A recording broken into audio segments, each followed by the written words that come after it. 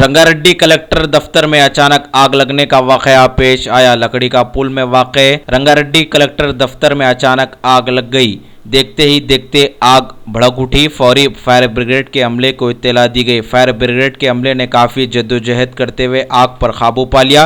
इस वाक़े की इत्तला मिलते ही रंगारेड्डी ज्वाइंट कलेक्टर ने भी मकाम वाक़या पहुंच गए। आग लगने की वजह शॉर्ट सर्किट समझी जा रही है। मजीद तहकीकात जारी है।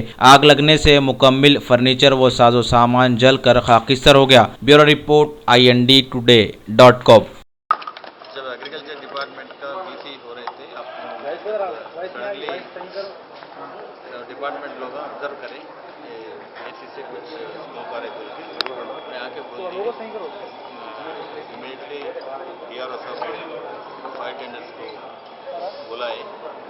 मैं और कलेक्टर साहब डिप्टी CM के पास मीटिंग में था। मैं आके देखे तो डैमेज तो ज़्यादा नहीं हुआ।